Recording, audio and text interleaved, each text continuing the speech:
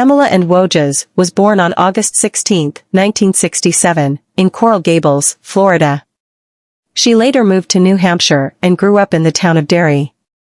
Pamela attended Florida State University, where she developed an interest in communications and journalism, eventually graduating with a degree in communications. During college, she met Gregory "Greg" Smart, and the two married in 1989, when Pamela was 22 and Greg was 24. Greg Smart worked as an insurance agent, while Pamela took a job as the media coordinator at Winnacunnet High School in Hampton, New Hampshire. On the surface, the couple seemed happy and were settling into their life together, but beneath the facade, their marriage had its challenges. Pamela later claimed that her husband was unfaithful, which strained their relationship, and she sought solace elsewhere. In the spring of 1990, Pamela Smart, then 22, met 15-year-old Billy Flynn, a sophomore at Winnacunnet High School.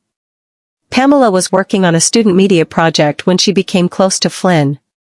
Soon, the relationship turned romantic, and the two began an affair. Billy Flynn, who was infatuated with Pamela, became deeply attached to her. Pamela, knowing that Flynn was enamored with her, allegedly used her influence over him to manipulate the young teen into doing the unthinkable, getting rid of her husband. According to the prosecution in the eventual trial, Pamela convinced Billy that the only way they could be together was if Greg were out of the picture permanently.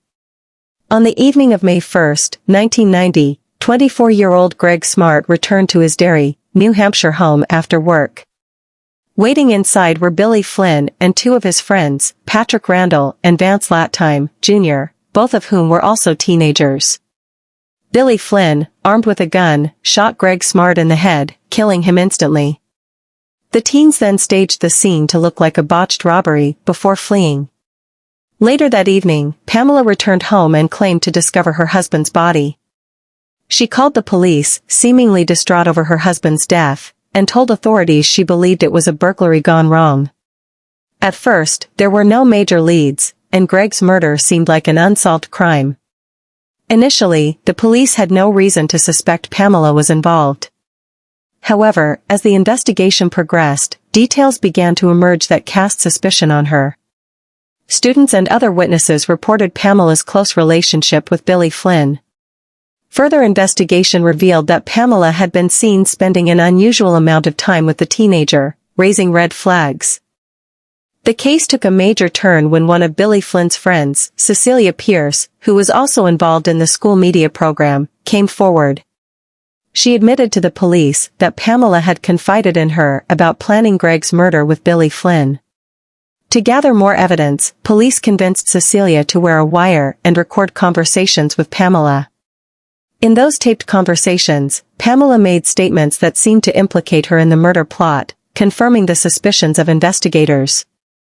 In August 1990, Pamela Smart was arrested and charged with being an accomplice to first-degree murder, conspiracy to commit murder, and witness tampering. Billy Flynn and his accomplices were also arrested. Flynn and the other teenagers quickly struck plea deals, agreeing to testify against Pamela in exchange for reduced sentences. Pamela's trial began in March 1991 and was highly publicized. It was one of the first trials to be broadcast live on television, drawing widespread attention. The prosecution argued that Pamela had manipulated Billy Flynn into killing her husband so that she could avoid a messy divorce and collect on Greg's life insurance policy. They presented the taped conversations between Pamela and Cecilia as evidence, along with the testimony of Billy Flynn and his accomplices. Pamela, however, maintained her innocence. She admitted to having an affair with Flynn but denied any involvement in her husband's murder. Her defense team argued that the teenagers had acted on their own and that Pamela had no knowledge of their plan. On March 22, 1991, after 14 days of testimony and just 13 hours of deliberation, the jury found Pamela Smart guilty on all charges. She was sentenced to life in prison without the possibility of parole. Billy Flynn, who had confessed to pulling the trigger, was sentenced to 28 years to life, but he was eligible for parole due to his cooperation with the prosecution. Patrick Randall, who helped Flynn in the murder, was sentenced to a similar term, while Vance Lattime, who supplied the gun, received a lighter sentence. Pamela was sent to the New York Bedford Hills Correctional Facility, where she continues to maintain her innocence, claiming she was wrongfully convicted. The Pamela Smart case has continued to attract public interest over the years. It has been the subject of several TV shows, movies, and documentaries, including the film To Die For, 1995, which was loosely based on the case. The case also raised questions about the influence of the media on high-profile trials and the power dynamics between adults and teenagers. Billy Flynn was released on parole in 2015 after serving 25 years in prison. Patrick Randall and Vance Lattime were also released after serving their sentences. As of today, Pamela Smart remains incarcerated, continuing to assert that she was not involved in her husband's murder. The Pamela Smart case is a cautionary tale about the dangers of manipulation, control, and the tragic consequences of relationships built on deception. The case also sparked debate about the influence of media on criminal trials, as the live coverage of the trial captivated audiences across the country.